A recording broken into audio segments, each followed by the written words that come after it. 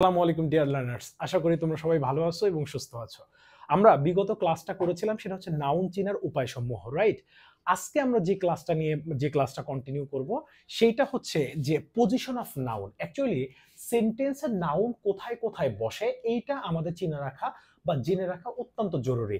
এক number, noun অর্থাৎ সেন্টেন্সে আমরা যখন দেখি যে সেন্টেন্সে সাবজেক্ট হিসেবে কি হিসেবে সেন্টেন্সে সাবজেক্ট হিসেবে অর্থাৎ সেন্টেন্সে সাবজেক্ট হিসেবে কে বসে?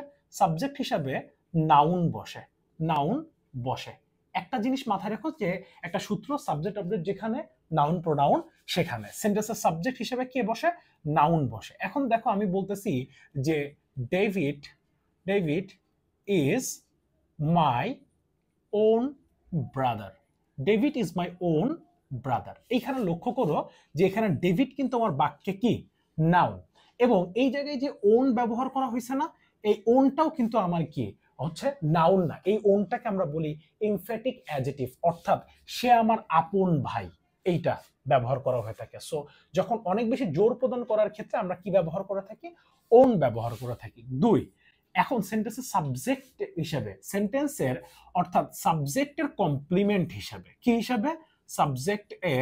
সাবজেক্টের কি হিসাবে? কমপ্লিমেন্ট হিসাবে। সাবজেক্টের কমপ্লিমেন্ট হিসাবে আমরা যেটা ব্যবহার করে থাকি সেটা হচ্ছে নাউন। যেমন কিরকম? যেমন আমি বলতেছি যে ডেভিড ইজ আ বয়।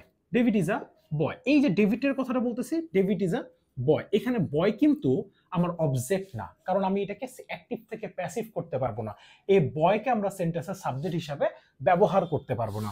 দুই, সাবজেক্টের কমপ্লিমেন্ট হিসেবে তৃতীয় নাম্বারটা হচ্ছে অবজেক্ট এর কমপ্লিমেন্ট হিসেবে। অবজেক্টের কি হিসেবে? অবজেক্টের কমপ্লিমেন্ট হিসেবে। কমপ্লিমেন্ট অবজেক্টের কি হিসেবে? অবজেক্টের কমপ্লিমেন্ট হিসেবে। অবজেক্টের কমপ্লিমেন্ট বলতে কিভাবে? যেমন উই মেড হিম ক্যাপ্টেইন। আমরা তাকে কি নির্বাচন করেছিলাম? এই যে এইটা হচ্ছে বাক্যে অবজেক্ট, এবং অবজেক্টের কমপ্লিমেন্ট হিসেবে আমাদের কি ব্যবহার করতে হয়? অর্থাৎ নাউন ব্যবহার করতে হয়। 4 নাম্বার, বাক্যে অবজেক্ট হিসেবে কি হিসেবে? অবজেক্ট হিসেবে আমাদের বাক্যে অবজেক্ট হিসেবে আমাদের কি বসে? নাউন বসে। অবজেক্ট হিসেবে নাউন বসে। যেমন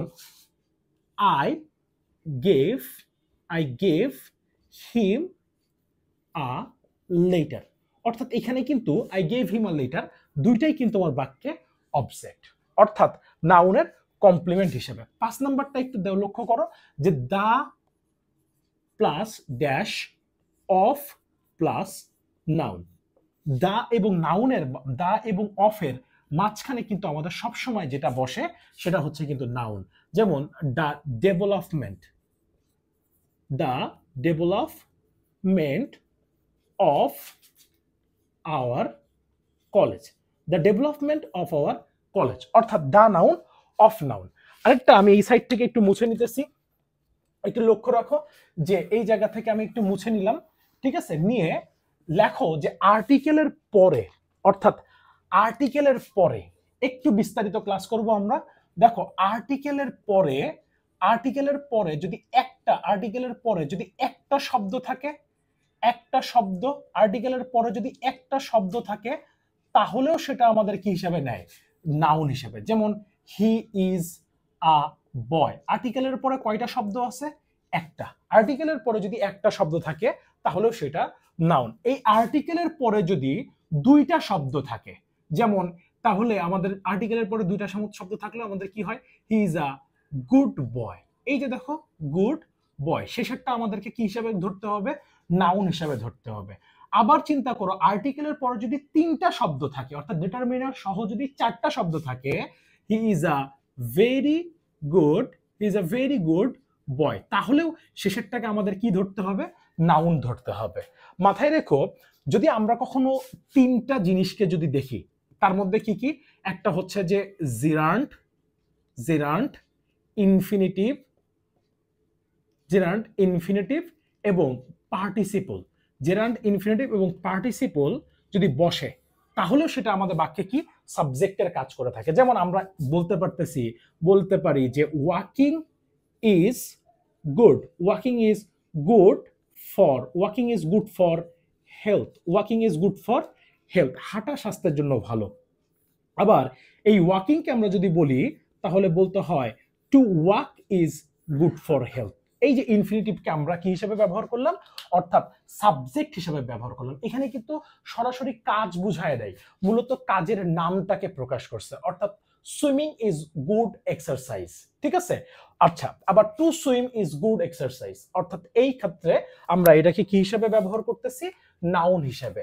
এর পরেরটা একটু লক্ষ্য করো, সেটা হচ্ছে যে পসেসিভ অ্যাডজেক্টিভের পরে, কিসের পরে, পসেসিভ অ্যাডজেক্টিভের পরে, পসেসিভ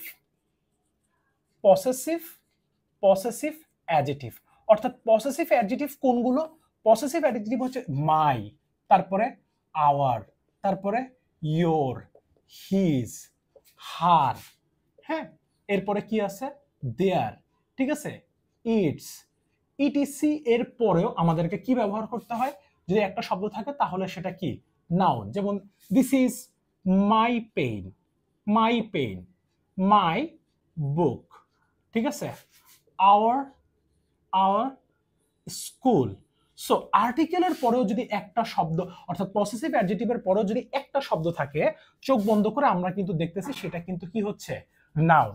মাথায় রাখো, যদি প্রিপজিশনের পরে, কিসের পরে, প্রিপজিশন এর পরে, প্রিপজিশনের পরে নাউন বসে, কি প্রিপজিশনের পরে কি বসে, নাউন বসে। প্রিপজিশনের পরে আমাদেরকে কি বসে, নাউন বসে। যেমন give it to Rana, give it to Rana, এই যে টু কারো প্রতি অথবা দিকে বুঝালে তখন সেই ক্ষেত্রে আমরা কি ব্যবহার করি, অর্থাৎ নাউন ব্যবহার করি প্রিপজিশনের পরে, ঠিক আছে। প্রিপজিশনের পরে আমরা কি ব্যবহার করে থাকি, নাউন ব্যবহার করে থাকি। আচ্ছা, এর পরেরটা একটু লক্ষ্য করো, যে এরপরে আমরা যেটা বলবো সেটা হচ্ছে যে কেস ইন অ্যাপোজিশন, অর্থাৎ কেস ইন অ্যাপোজিশন কি, কেস ইন অ্যাপোজিশন, এই কেস ইন অ্যাপোজিশন কি জিনিস, অর্থাৎ যেটাকে আমরা অ্যাপোজিটিভ বলতে পারি, কি বলতে পারি,